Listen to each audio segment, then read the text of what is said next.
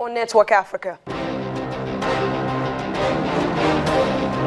Africa Standby Force completes combat training in Lohatla, South Africa, as they get ready to defend the continent.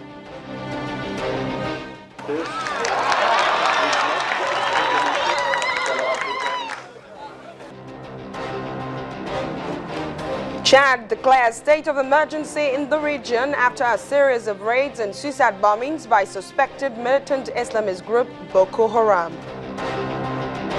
And it's no longer business as usual in Tanzania as the nation's president-elect John Magufuli restricts foreign travel by government forces.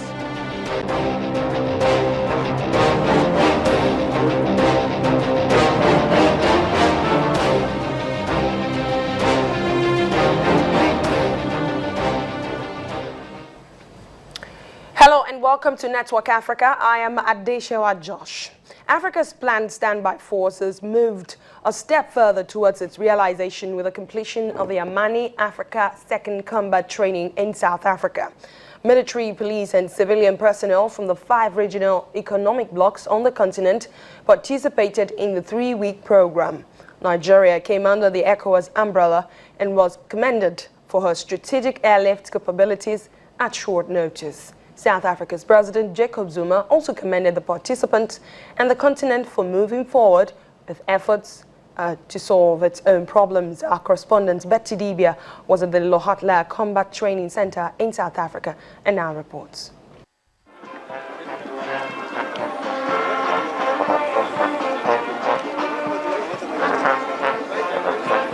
The big idea behind the Africa Standby Force is to show a continent united in preventing and acting against conflict.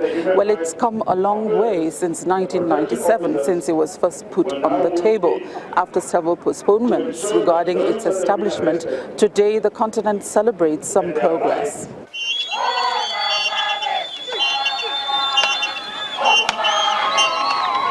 It went from a traditional African war cry to a modern warfare demonstration.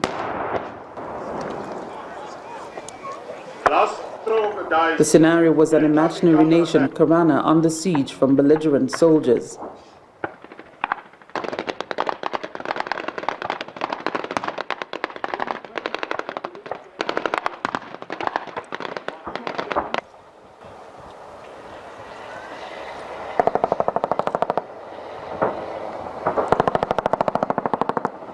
The integrated deployment and bombardment saw the African Standby Force triumph.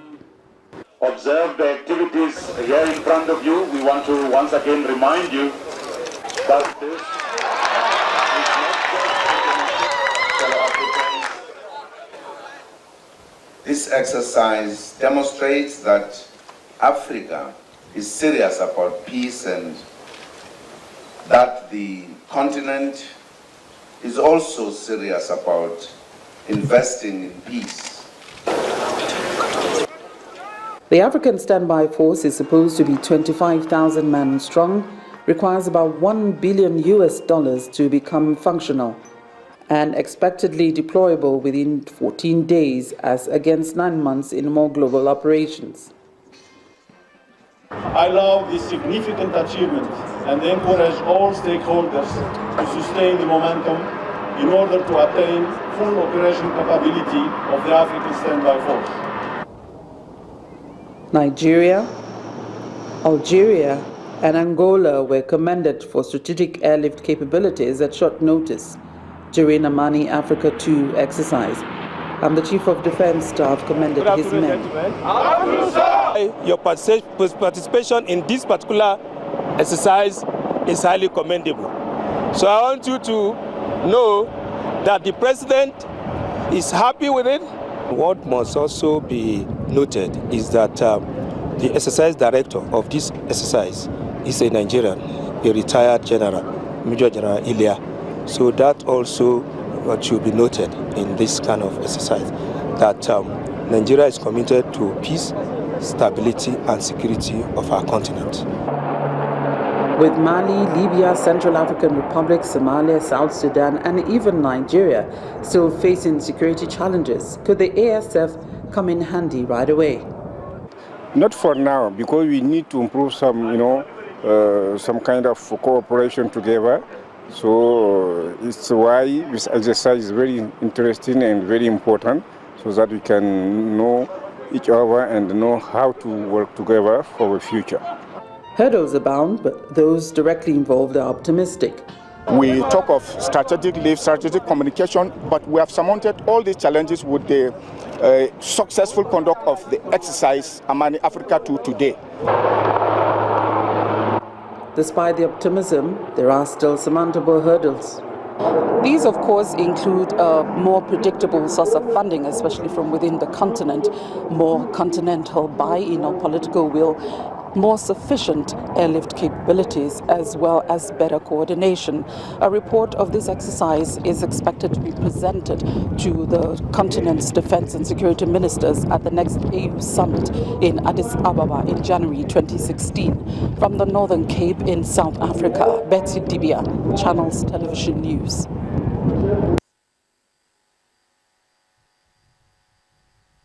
And Betsy Dibia joins us live now from Johannesburg, South Africa, with the latest on this African Union standby force. Thank you so much.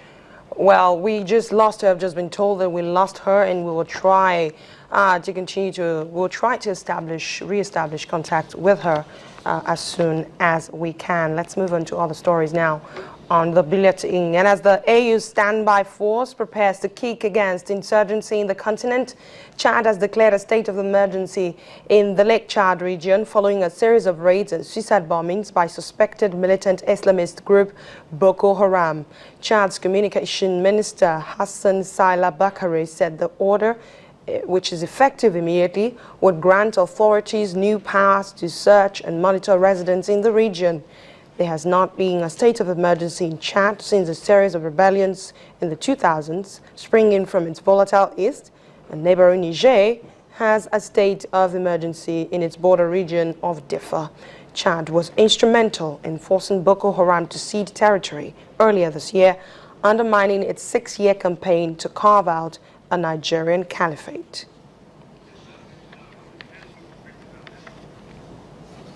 Now we have Betsy Dibia, our Channels TV correspondent there for us from South Africa, speaking to us on the latest on the ASF training that has just been concluded in Lohatla, South Africa. Thank you so much for speaking to us on Network Africa. The first question I'm going to ask you is, with the completion of the training in Lohatla, what is the next line of action for these troops? Well, they did what they did, the training, to show that they're capable, or to see how they'll be able to know if they're going to be able to be deployed at short notice. You know, the expectations from the Africa Standby Force, the dreams of the Union. After this, a report on what's going on and the exercise and the situation, the point where they are, it was presented to the security and defense ministers in January at the AU summit. You recall this has been postponed like 3 times. From 1997, when they first talked about it, the deadline for the establishment moved from 2008 to 2010 to 2013, and then December 2015. So they had to do this. It would have been done last year in Lesotho, but you know Lesotho has its own political crisis. So South Africa took the responsibility of doing it. So after that, and we still have the issues of funding. You know, we understand that it will require about $1 billion for it to be fully operational. I know that not too long ago, the logistical base is supposed to be Douala in Cameroon, where an MOU was recently signed. So there's so many issues, MOUs to be signed between the countries, little loopholes to be plugged. There's still some, you know, housekeeping issues, quite big ones to be looked at before it can actually happen indeed. Okay, that brings me to my next question. As heard in the report, the ASF may not come in handy, and as you have also alluded to, immediately, that is, in terms of addressing the security crisis in some parts of the continent. But how long is it likely to take? How long is it likely to take before they can be fully operational? As long as all these issues that I raised, raised in the report and with you just now have been handled. The issue of funding, I know that AU has talked about reaching 25% of what is needed for it to be fully operational. But apart from the funds, there are issues between the countries who are, it's like, as I talked about the buying, the political will to just carry it ahead.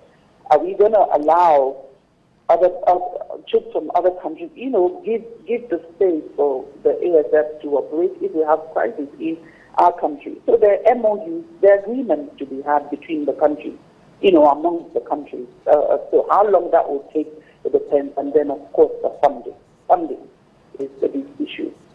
Okay, so I'm going to ask you other questions about the funding, but let me quickly ask you, how many Nigerians constitute this 25,000 strong troop? I can't really tell you outright, but for the Amani Africa 2 exercise, we had 5,000, not Nigerians, 5,000 personnel comprising military, police, and civilians taking part in the Amani 2 exercise, just for the exercise purpose. But the contributions will be decided, at the time where it's really going to take off. But the dream is to have 25,000 strong multinational force. But Nigeria was there. You saw that the training director is the Nigerian, a retired general. The defense, the chief of staff of the ASF is a Nigerian as well, Brigadier General Belua. Nigeria is quite, it has always been present anyway here on the continent, and the troops proper. So Nigeria is quite visible.